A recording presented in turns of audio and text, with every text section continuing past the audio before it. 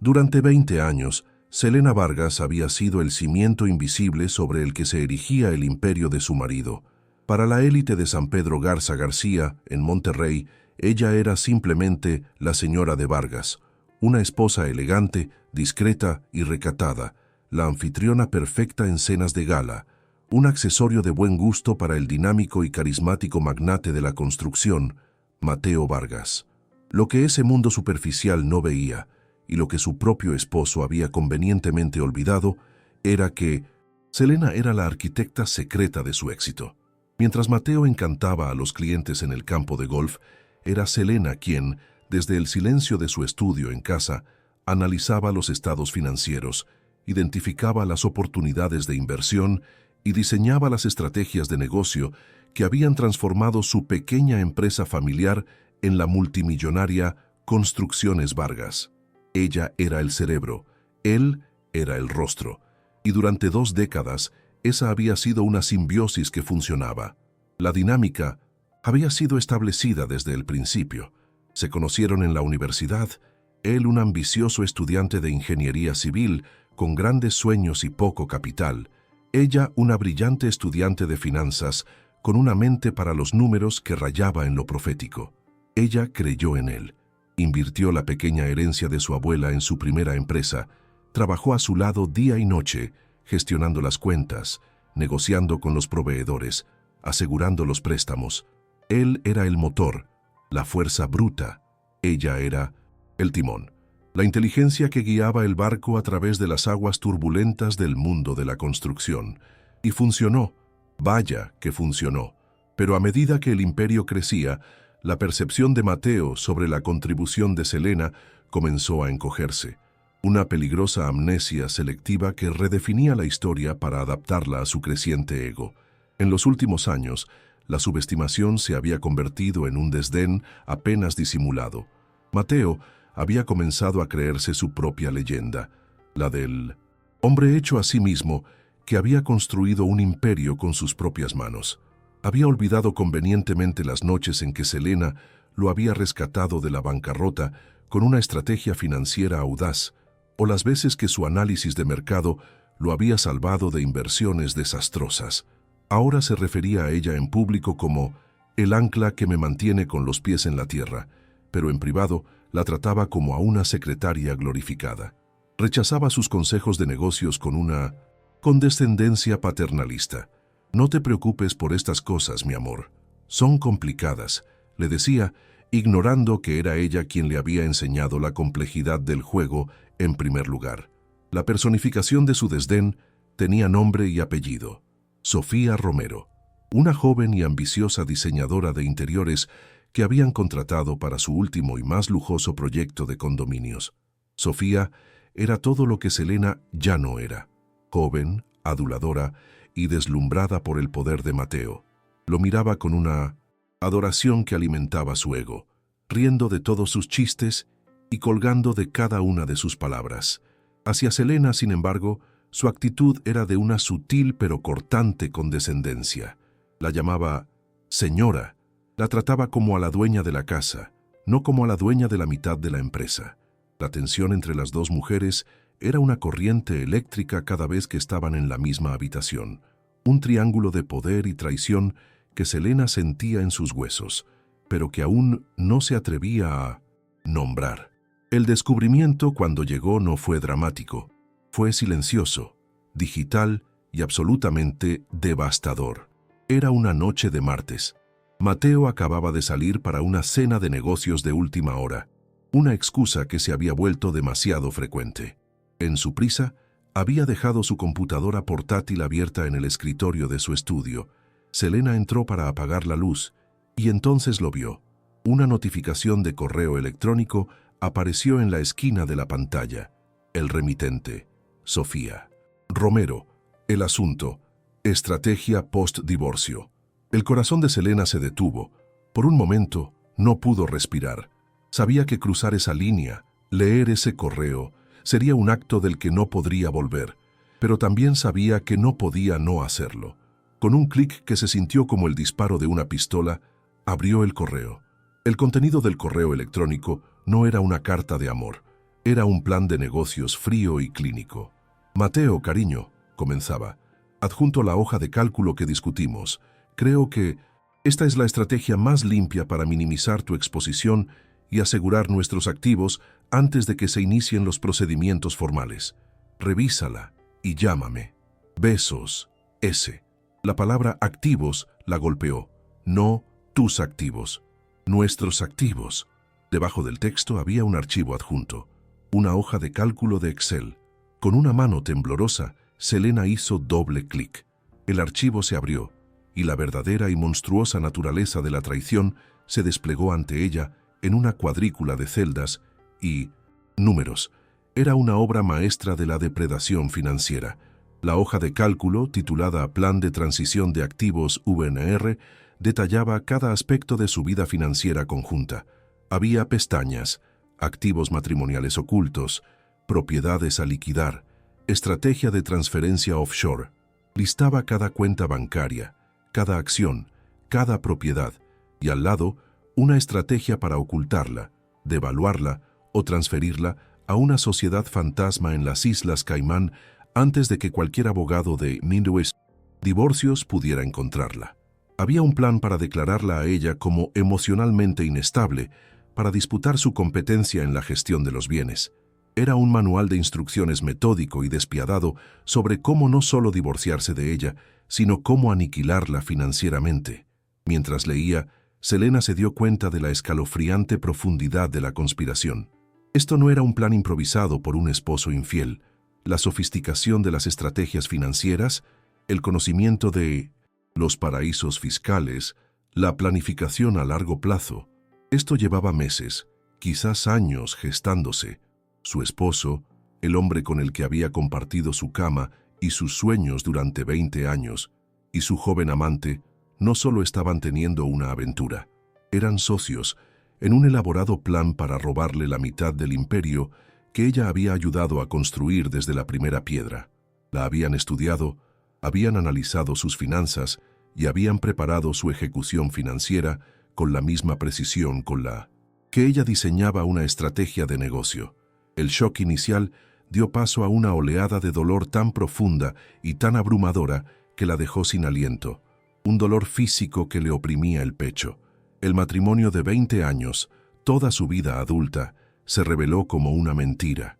Cada sacrificio que había hecho, cada noche sin dormir, cada sueño personal que había pospuesto por el bien de su éxito conjunto, todo había sido borrado por la codicia de él y la ambición de una extraña. Se derrumbó en la silla de cuero de Mateo, el silencio de la casa amplificando el sonido de su corazón rompiéndose. Quiso gritar, romper el monitor, destruir el mundo perfecto que ahora sabía que era una farsa. La esposa leal y amorosa, la socia silenciosa, murió en esa silla, en esa noche, de un golpe de traición digital. Pero mientras las lágrimas de dolor se secaban en su rostro, algo nuevo comenzó a tomar su lugar. El dolor se enfrió, se endureció, se cristalizó en una furia tan fría y tan clara como un diamante. La mente estratégica que Mateo había dado por sentada, el cerebro financiero que había subestimado, despertó de su largo letargo. Miró la hoja de cálculo, no como una víctima, sino como una general estudiando el plan de batalla de su enemigo. Vio sus tácticas, sus supuestos, sus debilidades, y vio su error más grande y más arrogante. Asumieron que ella era débil. Asumieron que era una simple ama de casa que se derrumbaría. En ese momento, la esposa desconsolada fue reemplazada por una adversaria. El juego estaba en marcha, y Selena Vargas acababa de darse cuenta de que tenía en sus manos el libro de jugadas del equipo contrario. En el frío silencio que siguió a su descubrimiento, Selena no confrontó a Mateo cuando regresó a casa esa noche. En cambio, realizó la actuación más difícil de su vida. Cerró la computadora portátil, borró el historial de navegación y se fue a la cama. Cuando él entró en la habitación, ella fingió estar profundamente dormida.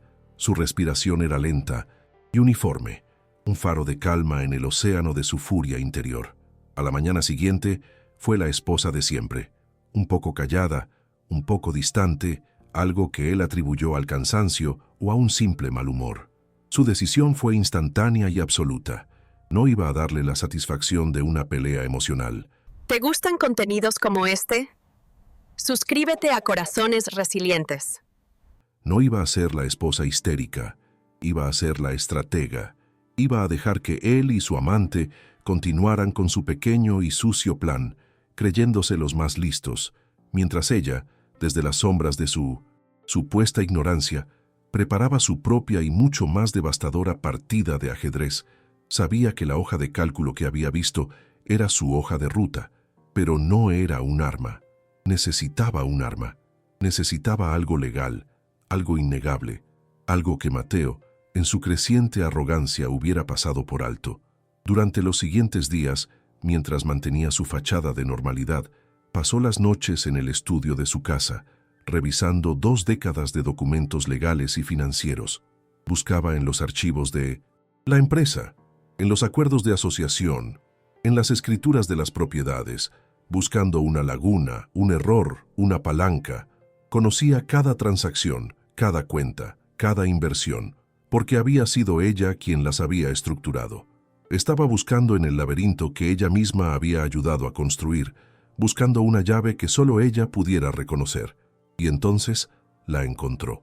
En el fondo de una caja fuerte, en una carpeta polvorienta con la etiqueta Expansión Internacional 2016, había un documento que casi había olvidado. No era un contrato de construcción ni un acuerdo de acciones. Era un poder notarial duradero e irrevocable. Recordó el momento vívidamente. Hacía 8 años, cuando Construcciones Vargas estaba haciendo su primera y más arriesgada incursión en un proyecto en Panamá. Los abogados, preocupados por la inestabilidad política de la región, habían insistido en que Mateo le otorgara a Selena este poder. Le daba la autoridad legal total e irrestricta para actuar en 1900. Su nombre en todos los asuntos financieros y comerciales, si él quedaba incapacitado, incomunicado o detenido en el extranjero. Era una póliza de seguro, una formalidad en un momento de riesgo. El documento era una obra de arte legal. Le otorgaba a Selena Vargas el poder de comprar, vender, transferir y gestionar todos y cada uno de los bienes a nombre de Mateo Vargas, tanto personales como empresariales.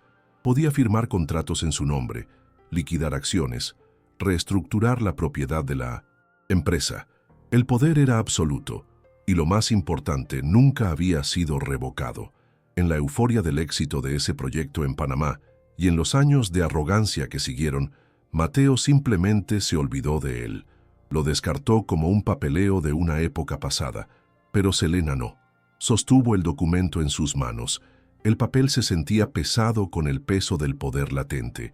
No era solo una llave, era la escritura de propiedad de todo su imperio, y Mateo se la había entregado voluntariamente hacía 8 años. Con el arma en su poder, la transformación de Selena se completó. La esposa herida fue reemplazada por una estratega de sangre fría. Hizo una llamada y concertó una cita con la abogada de divorcios más temida y respetada de Monterrey, Ana Cantú, una mujer conocida por su mente brillante y su enfoque de no tomar prisioneros. En la discreta oficina de Ana, Selena expuso la situación. No lloró. Presentó los hechos con la claridad de una directora financiera.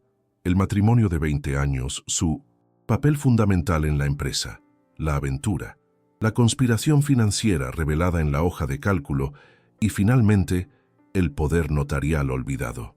Ana Cantú la escuchó, sus ojos agudos estudiando a la mujer sentada frente a ella, y una rara sonrisa de admiración se dibujó en sus labios. «Señora Vargas», dijo, «esto no será un divorcio, será una demolición». Juntas, Selena y Ana diseñaron un plan de batalla de 6 meses. La estrategia era una obra maestra de paciencia y precisión. El objetivo no era simplemente asegurar un acuerdo justo para Selena, sino desmantelar metódicamente el imperio financiero de Mateo, pieza por pieza, usando su propio poder legal contra él, todo mientras él permanecía en la más feliz de las ignorancias. «El elemento sorpresa es nuestra mayor ventaja», explicó Ana. «Él y su amante creen que están jugando al ajedrez contra un principiante.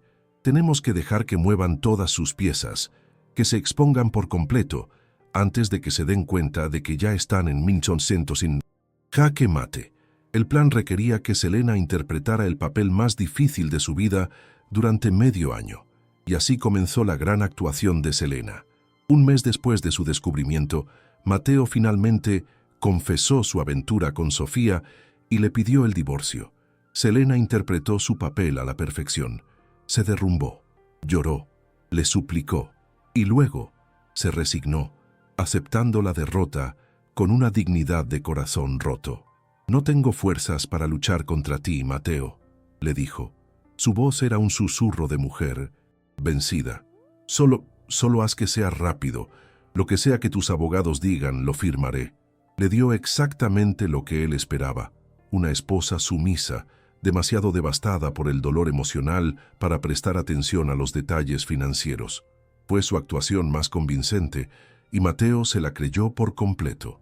Mateo y Sofía, observando desde su posición de superioridad, estaban completamente engañados. Vieron la aceptación pasiva de Selena como una prueba de su debilidad, de su falta de sofisticación.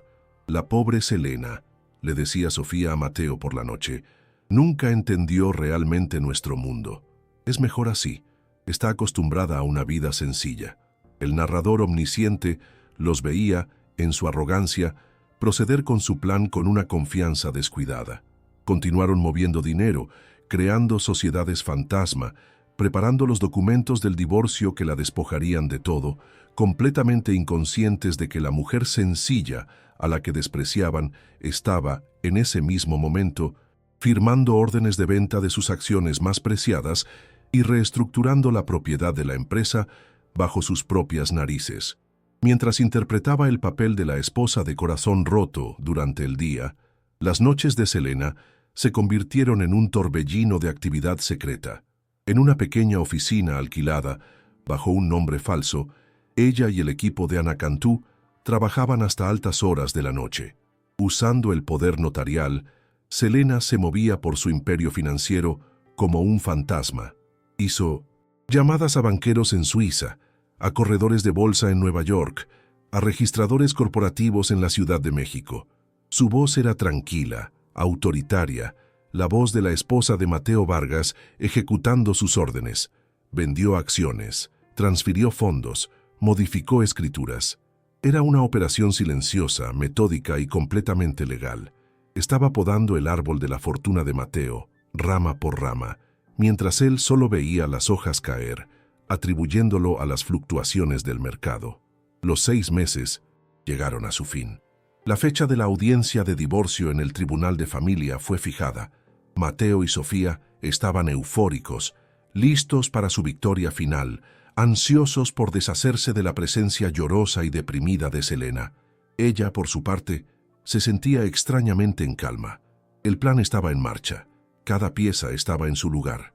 La noche antes de la audiencia, Selena se miró en el espejo. La mujer recatada y subestimada que la había mirado durante 20 años había desaparecido. En su lugar había una mujer con ojos fríos y una determinación de acero.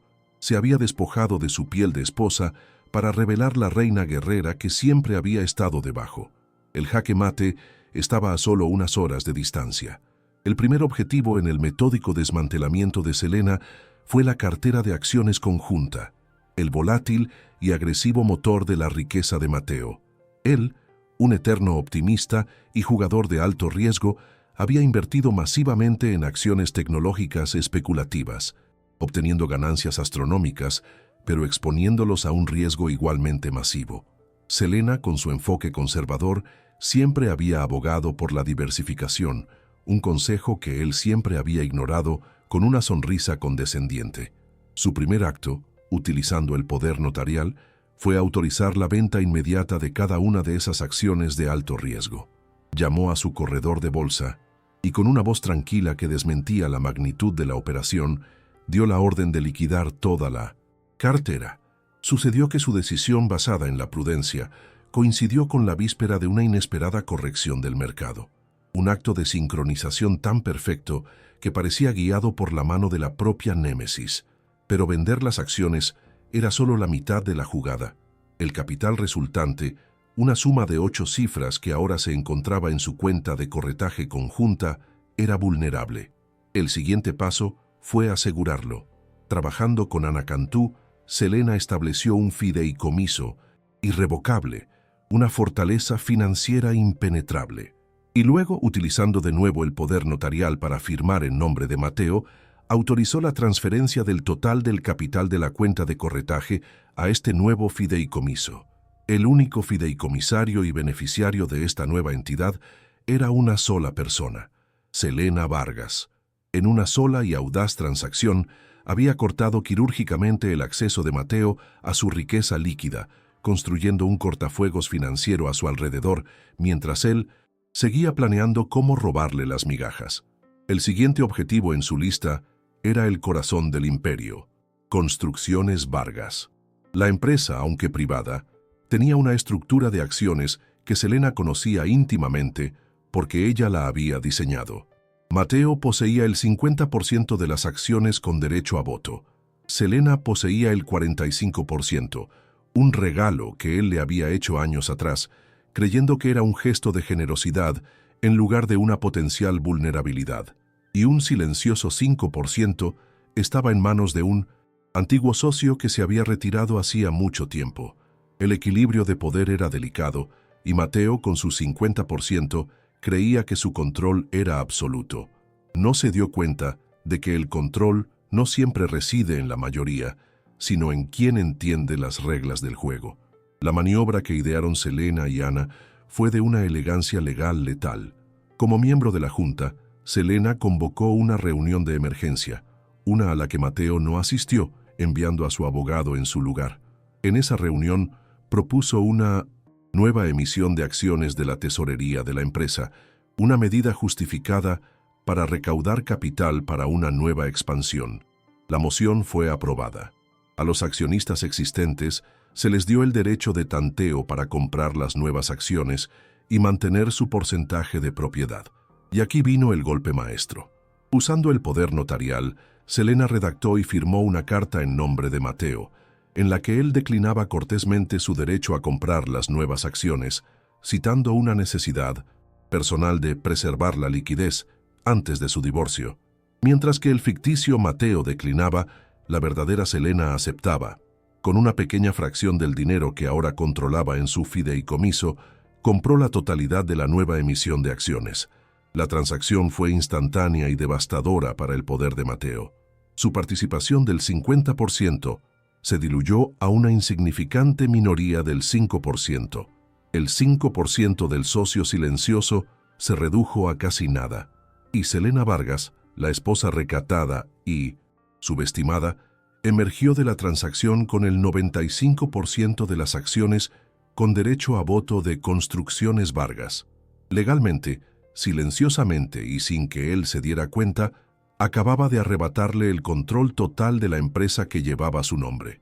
Mateo seguía siendo el CEO, pero ahora era un rey sin reino, trabajando sin saberlo para su nueva jefa, su esposa. El último frente de batalla era el más personal, los bienes inmuebles. Su vida juntos estaba escrita en escrituras y títulos de 1900.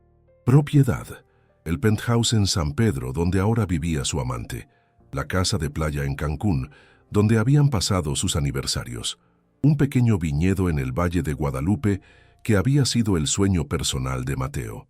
Todas las propiedades estaban a nombre de ambos, en copropiedad. En la mente de Mateo y Sofía, la división de estos bienes sería una parte clave de su acuerdo de divorcio, una en la que esperaban que Selena cediera la mayor parte por agotamiento emocional. No contaban con que Selena no tenía intención de dividir nada en absoluto. La ofensiva inmobiliaria fue un tour de force burocrático. Durante un periodo de 2 semanas, Selena visitó a un notario público. Para cada propiedad, presentó el poder notarial y redactó una escritura de cesión de derechos. En este documento, Mateo Vargas, actuando a través de su apoderada legal, Selena Vargas, cedía voluntaria e irrevocablemente su 50% de participación en la propiedad a Selena Vargas. Firmó 2 veces en cada documento, una como ella misma, aceptando la transferencia, y otra en nombre de su esposo, cediéndola. Fue un acto de una audacia legal asombrosa, transfiriendo metódicamente la totalidad de su patrimonio inmobiliario a su exclusivo y único nombre. Guardó el acto más audaz para el final, el día antes de la audiencia de divorcio. Con una calma que desmentía la enormidad de su acción, se dirigió al registro público de la propiedad. Presentó la escritura de cesión de derechos recién firmada para el 1900 penthouse, su hogar conyugal. El empleado del registro selló los documentos y la transferencia se convirtió en un hecho legal e inmutable. La propiedad, valorada en millones, era ahora suya y solo suya. Era una bomba de tiempo legal, programada para detonar en la sala del tribunal a la mañana siguiente. Mientras salía del edificio gubernamental, Selena sintió una sensación de finalidad. Cada pieza de su contraofensiva estaba en su lugar. La demolición estaba completa.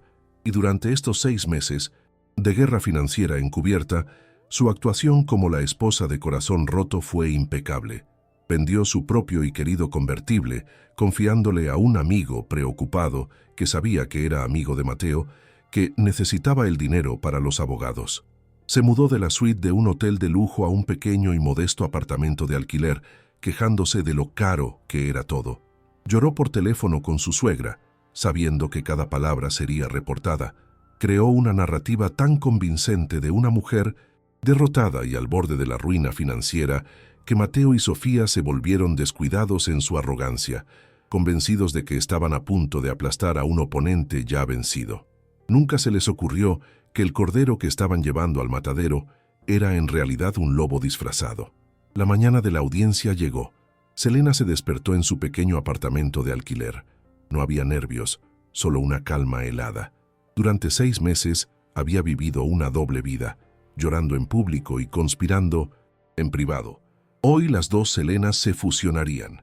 Se vistió, no con el atuendo sombrío de una víctima, sino con un traje de diseñador afilado, una armadura de poder y confianza. Miró el poder notarial, ahora guardado de forma segura en el maletín de su abogada. Ese pedazo de papel había sido su espada. Hoy no era una audiencia para dividir los bienes. Era una conferencia de prensa para anunciar los resultados de una adquisición hostil. Y ella era la única accionista. Mateo y Sofía llegaron al tribunal de familia rebosantes de una confianza arrogante. Para ellos, la audiencia era una mera formalidad, el último trámite burocrático antes de comenzar su nueva vida, financiada por la fortuna que estaban a punto de asegurar. Sofía llevaba un vestido llamativo. Su actitud era la de una mujer que ya se sentía la dueña del imperio. Mateo, a su lado, la exhibía como a un trofeo, su brazo posesivamente alrededor de su cintura. Saludaron a su abogado con sonrisas condescendientes, discutiendo sus planes para las vacaciones en las Maldivas después de que todo terminara. No había solemnidad en su comportamiento, solo la impaciencia de los depredadores esperando que su presa finalmente sucumba. Veían el día no como el final de un matrimonio de 20 años, sino como el día de pago. Cuando el secretario judicial llamó a su caso, entraron en la sala del tribunal y tomaron sus asientos. Su abogado se sentó con ellos, rebosante de la misma confianza. Al otro lado del pasillo, la abogada de Selena, Ana Cantú, ya estaba sentada. Su rostro era una máscara de neutralidad profesional. La silla junto a ella, sin embargo, estaba vacía. Mateo y su abogado intercambiaron una sonrisa de suficiencia. «Parece que la señora Vargas ni siquiera tuvo el valor de presentarse, su señoría», dijo el abogado de Mateo al juez. «Quizás podamos agilizar esto». Mateo se inclinó hacia Sofía y le susurró: «Te lo dije, está demasiado rota para luchar». Su desprecio por la mujer que había sido su esposa era tan profundo que ni siquiera se molestó en ocultarlo en la solemnidad de un tribunal.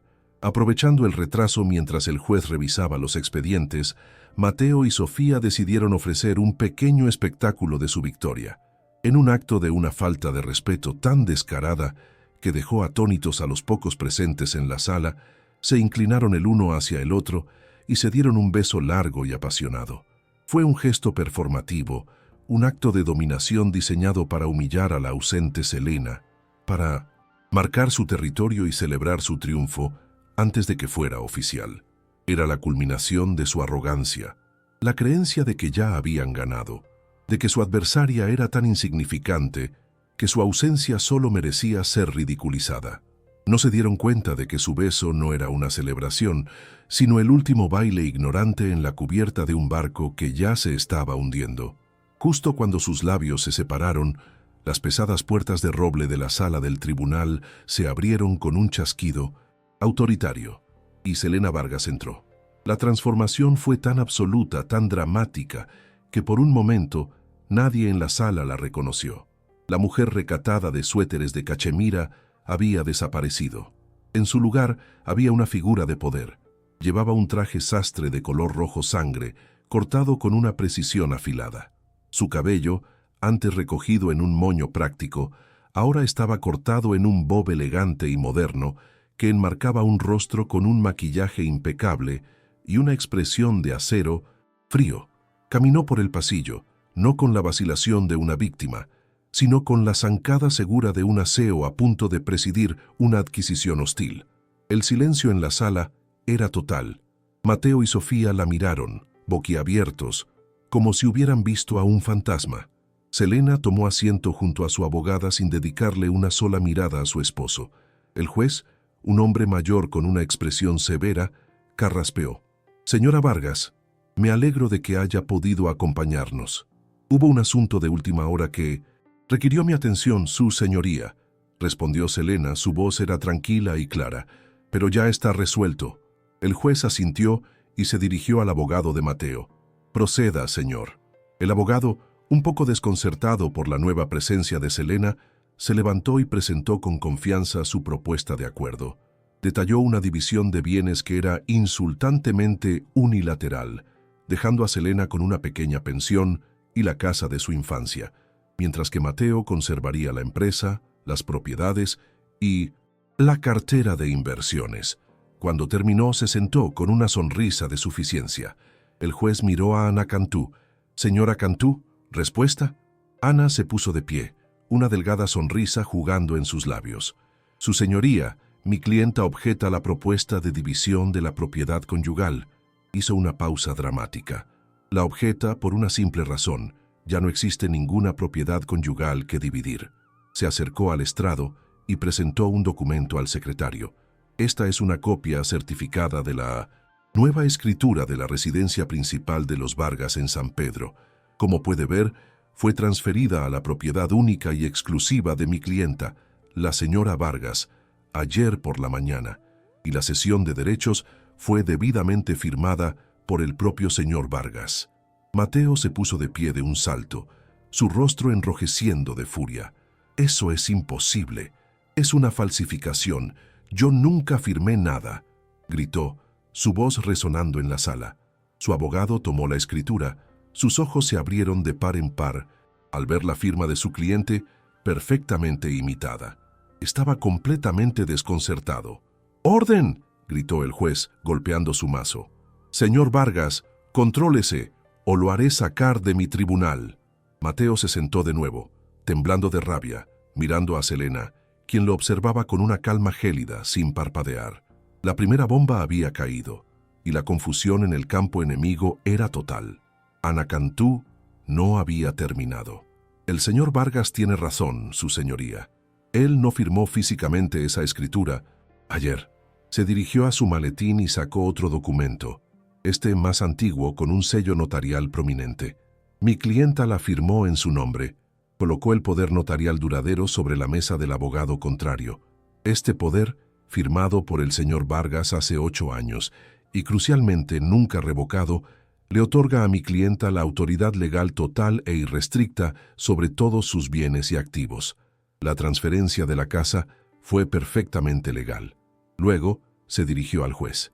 Así como la transferencia de su participación del 50% en la casa de playa en Cancún, el viñedo en el Valle de Guadalupe y los 2 apartamentos de inversión en la Ciudad de México. Todas las propiedades están ahora a nombre exclusivo de mi clienta». El abogado de Mateo miraba el poder notarial, su rostro pálido de horror mientras se daba cuenta de las implicaciones. Sofía Romero, a su lado, parecía que iba a desmayarse. Pero Ana Cantú continuó. Su voz era un bisturí legal, diseccionando el imperio de Mateo. Y la autoridad de este documento no se limita a los bienes inmuebles, su señoría. También se utilizó para autorizar la liquidación completa de la cartera de acciones conjunta y la transferencia de esos fondos a un fideicomiso privado a nombre exclusivo de la señora Vargas. Y lo más importante, hizo una pausa para un efecto máximo, se utilizó para autorizar y ejecutar una reestructuración accionaria de Construcciones Vargas. Ana dejó caer la última bomba. Como resultado de esa reestructuración, la participación de propiedad del señor Vargas en la empresa que él fundó se ha diluido al 5%. Mi clienta, la señora Selena Vargas, es ahora la accionista mayoritaria, con el 95% de la compañía. El jaque mate. Mateo Vargas se quedó sin aliento, su rostro una máscara de comprensión horrorizada. Miró a Selena, y por primera vez en años, la vio de verdad. No a la esposa sencilla, vio a una depredadora corporativa que acababa de ejecutar la toma de control más hostil y brillante que jamás había presenciado, usando su propia firma como arma. Sofía Romero, a su lado, comenzó a sollozar en silencio al darse cuenta de que la fortuna con la que se iba a casar acababa de evaporarse. El juez examinó los documentos. «Señora Cantú», dijo con un tono de asombro apenas disimulado, «parece que su documentación está en orden». La comprensión de la ruina total no llegó a Mateo como una oleada, sino como un rayo.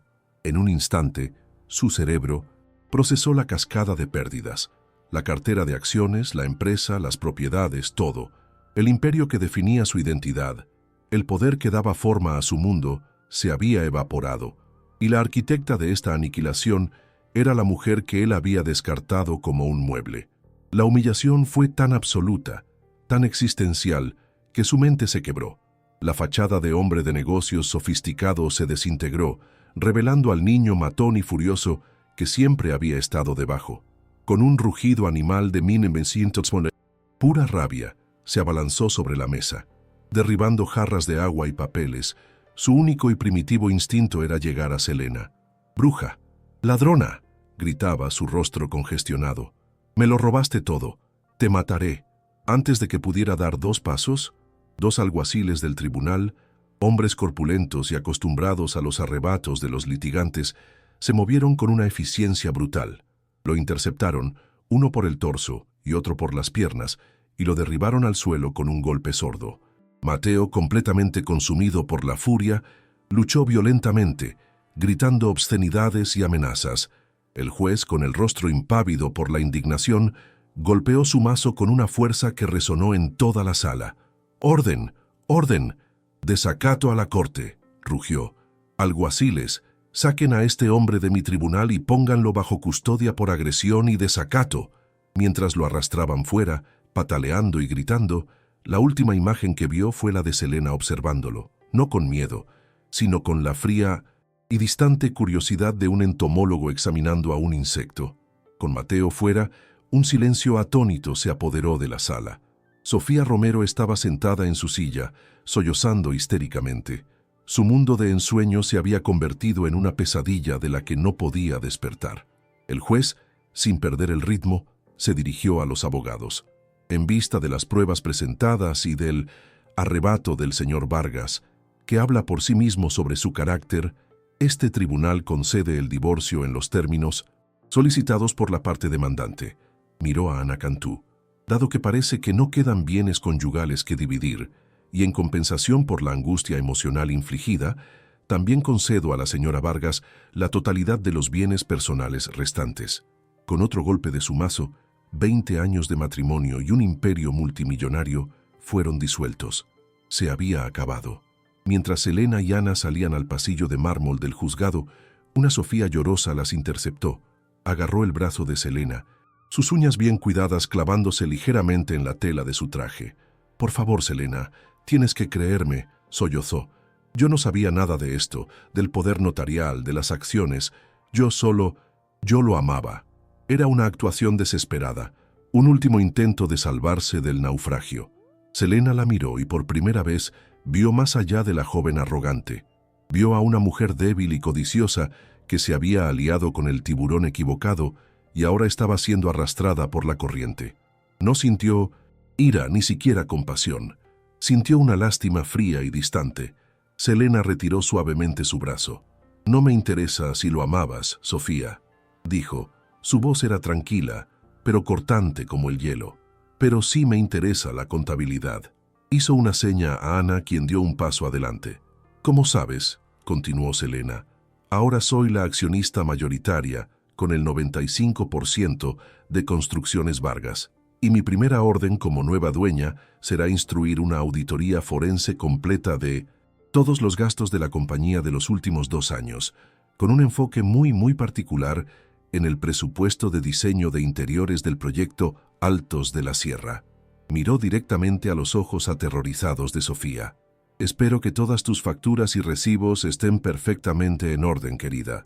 La malversación de fondos es un delito federal muy grave». La cara de Sofía perdió todo el color que le quedaba. Sabía que sus facturas no estaban en orden. Sabía que ella y Mateo habían inflado los costos, desviando cientos de miles de pesos. Pero antes de que pudiera balbucear una respuesta, Ana Cantú añadió la última y más poética pieza de la trampa. «Y hay un asunto más», dijo Ana, con una sonrisa casi imperceptible. «Durante nuestra debida diligencia, descubrimos una corporación offshore secreta que el señor Vargas estableció en las Islas Caimán, presumiblemente para ocultar más activos. Se llama Midas Holdings». Hizo una pausa. Desafortunadamente para él, debido a una mala inversión en criptomonedas, la corporación no tiene activos. De hecho, tiene una deuda fiscal de casi $500,000. Selena miró a Sofía. Su expresión era una mezcla de frialdad y una justicia casi artística. «Mateo siempre fue tan generoso», dijo Selena. Su voz era un ronroneo venenoso. «Parece que, en un último acto de amor hacia ti, justo antes de que nuestros bienes fueran congelados, hizo un último cambio en los registros de esa corporación. Un cambio que, estoy segura, quería que fuera una agradable sorpresa para ti».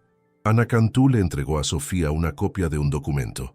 Era una resolución corporativa, firmada el día anterior por Selena, actuando como apoderada legal de Mateo Vargas. El documento nombraba a un nuevo y único director, oficial y accionista de Midas Holdings. «Felicidades, Sofía», dijo Selena, mientras la joven miraba el documento con un horror creciente. «Como un regalo de bodas tardío, Mateo te ha nombrado la única dueña y directora de su corporación en las Caimán». Hizo una pausa, permitiendo que la gravedad de la situación se asentara.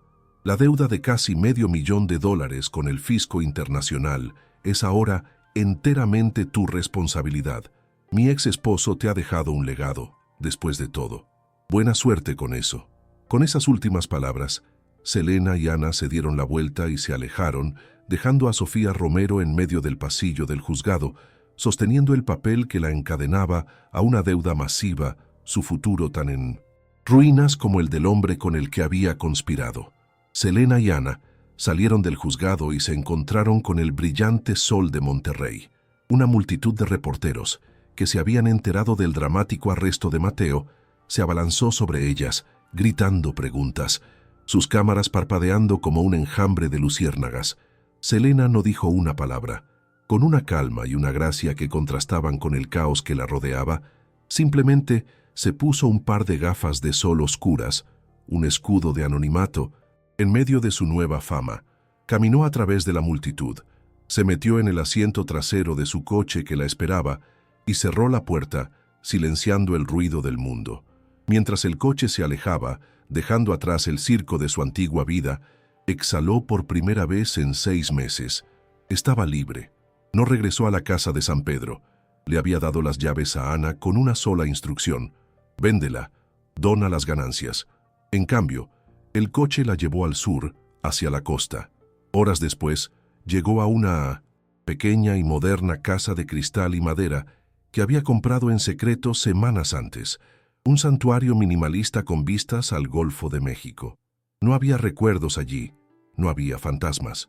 Entró, dejó su maletín, se sirvió una copa de vino y salió al balcón.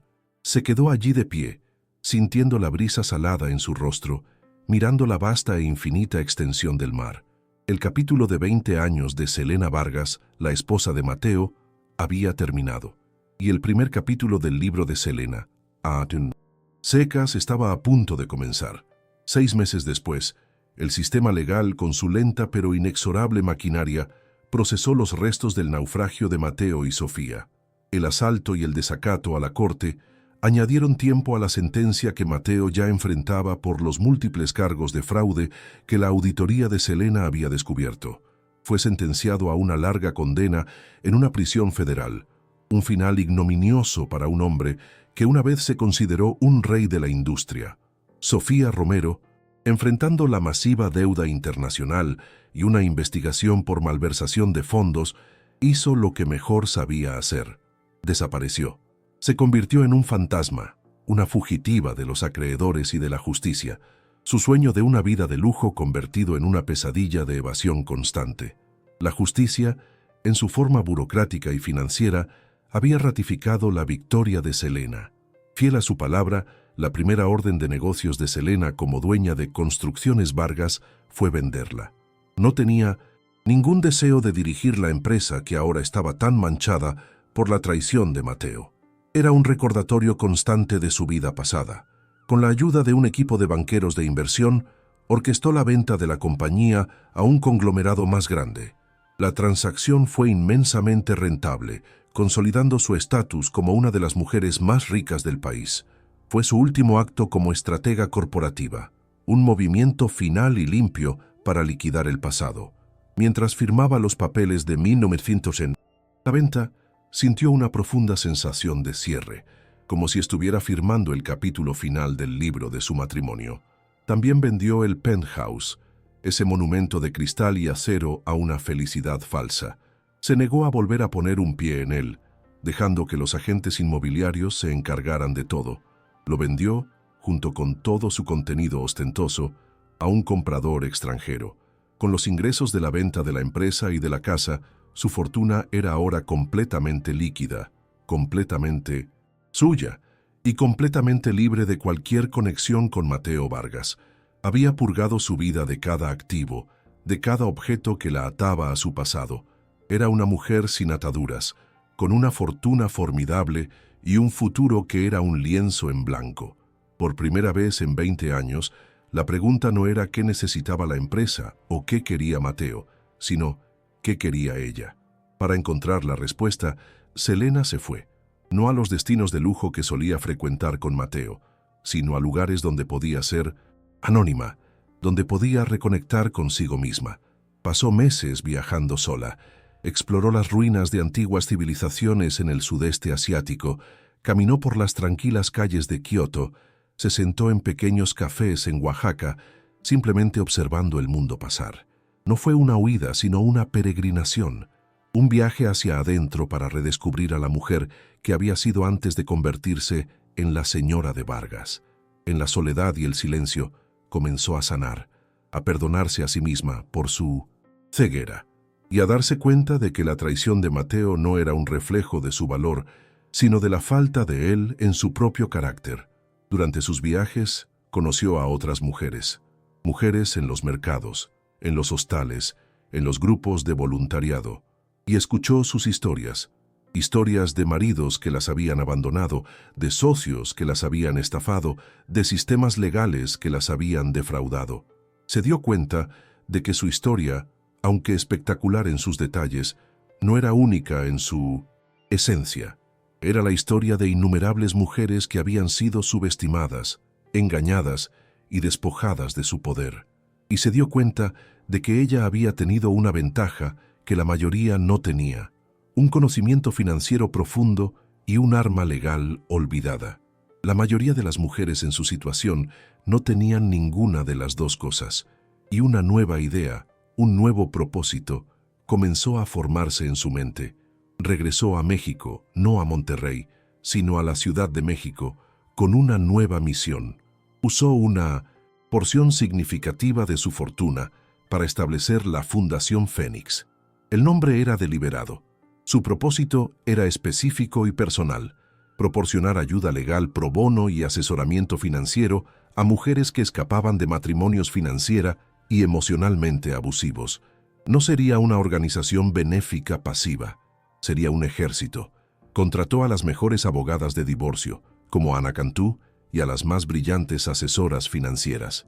Creó un refugio, no solo un lugar seguro para vivir, sino un centro de empoderamiento donde las mujeres podían aprender a leer un contrato, a entender una cartera de inversiones y a luchar por lo que era suyo.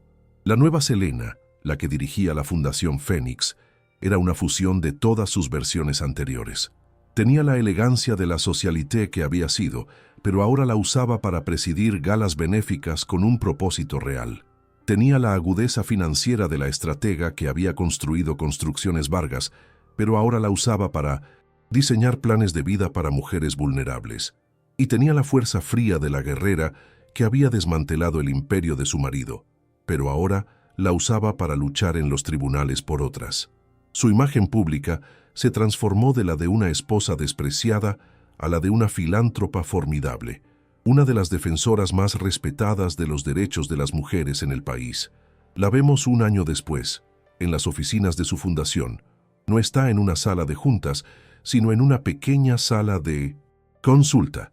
Frente a ella se sienta una joven mujer, con los ojos llenos de miedo y desesperación, contándole una historia de un marido controlador que esconde todos los activos. Selena la escucha con una empatía profunda, y luego comienza a hablar. No le ofrece simpatía, sino estrategia. Extiende una hoja de papel y comienza a dibujar un diagrama de flujo, explicando los conceptos de bienes mancomunados, de corporaciones fantasma, de cómo rastrear el dinero. No está simplemente consolando a una víctima, le está entregando un mapa y una brújula. Está convirtiendo su dolor en el manual de supervivencia de otra mujer.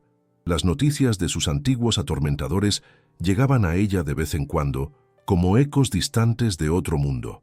Se enteró de que Mateo, en prisión, se había convertido en un hombre amargado y olvidado. Su nombre ahora una nota a pie de página en los anales del escándalo corporativo. Y se enteró de que Sofía había sido vista por última vez trabajando como mesera en un centro turístico en el sur de Europa, siempre mirando por encima del hombro, eternamente huyendo de la deuda masiva que Selena le había regalado.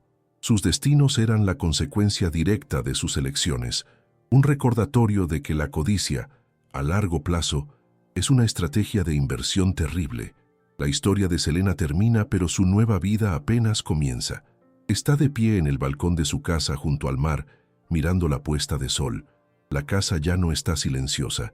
Está llena de las risas de un pequeño grupo de mujeres, las primeras graduadas del programa de empoderamiento de su fundación, a quienes ha invitado para una cena de celebración.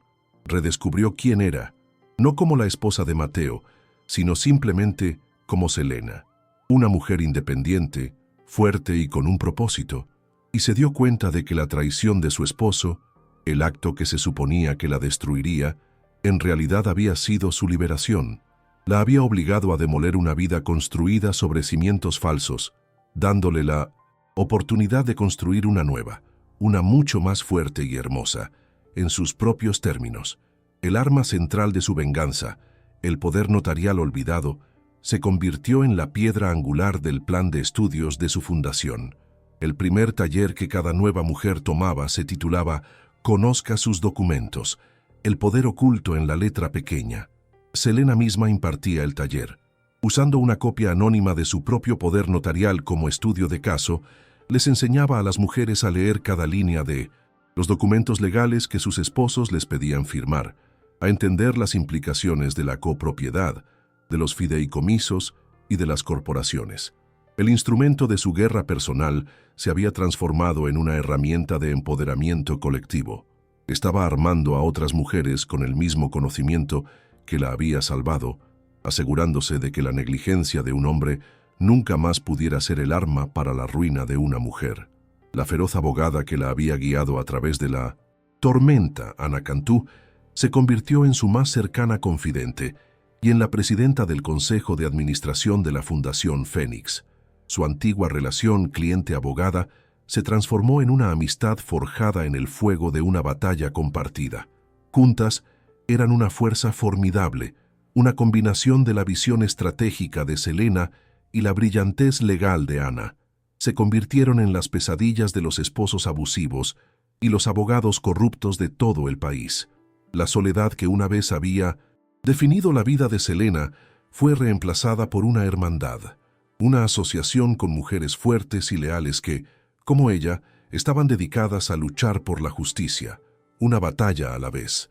A veces, en la quietud de la noche, con solo el sonido de las olas rompiendo en la orilla, Selena pensaba en Mateo, ya no con ira, ni siquiera con dolor, sino con una distante y melancólica compasión.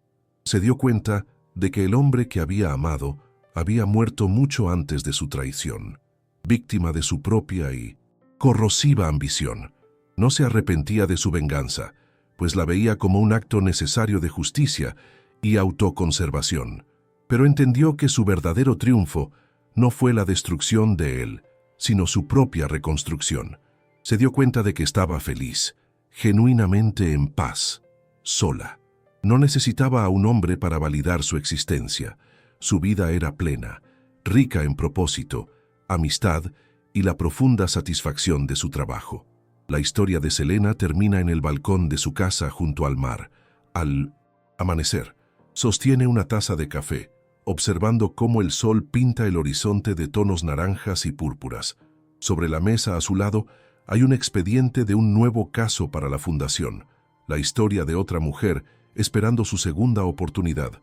No hay amargura en su corazón, solo una calma serena. Había sido la arquitecta de un imperio corporativo, la esposa de un magnate, una víctima de engaño y por un breve y brillante momento, una maestra de la decepción. Pero ahora, finalmente, era simplemente Selena, la curadora de su propia vida, la autora de su propia historia, y su obra maestra final no fue una empresa ni un acto de venganza, sino la vida pacífica y con propósito que había construido, hermosa y fuerte, a partir de las ruinas.